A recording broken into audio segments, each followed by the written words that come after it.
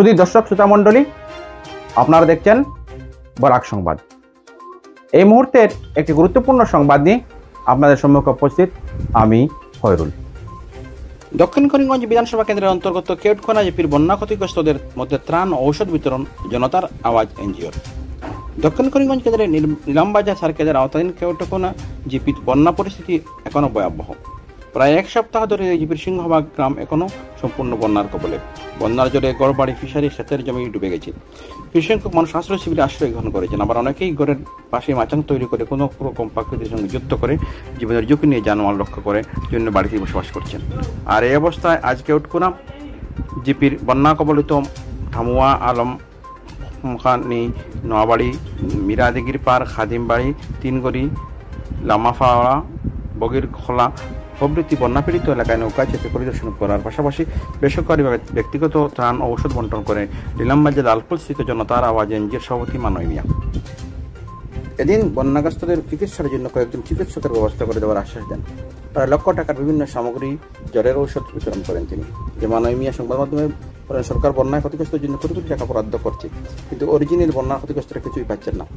দুষ্ট প্রকৃতি চক্র রিলিফ দেওয়ার নাম করে সরকারি টাকা লুটুপুটে খাচ্ছে। এদের বিরুদ্ধে ব্যবস্থা গ্রহণ নেওয়ার জন্য জেলা শাসক দৃষ্টি আকর্ষণ করেন তিনি। দেখুন এই প্রতিবেদন।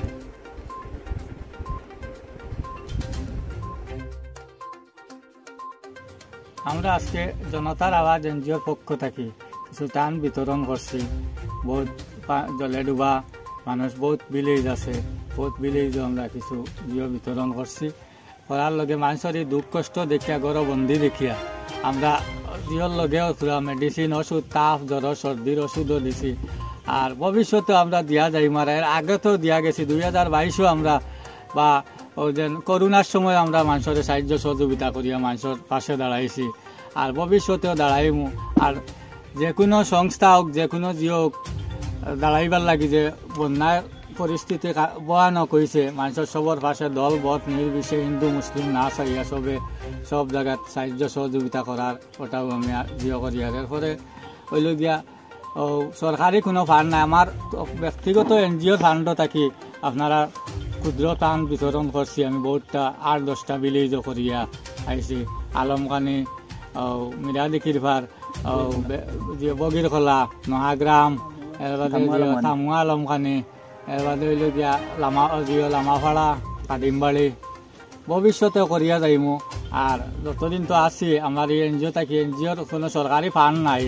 আর জেলা প্রশাসন দেখো আর আমার সরকারি ফান্ড দিবার লাগে, সরকারি একটা জিও লাগে। আমি যে আমার ক্ষুদ্র হিসাবে আমার যে এনজিওর জিও থাকি, তহবিল থাকি, আমি বহুত জায়গাত আমি ত্রাণ বিতরণ করছি, সামান্য করছি। এরপরে ওষুধও দিছি, জ্বরের ট্যাবলেট দিছি, ডায়রিয়া দিছি, একদম খাসির ওষুধও দিয়াইছি। আর ভবিষ্যতেও দিয়া যাইমু, এটাও আমার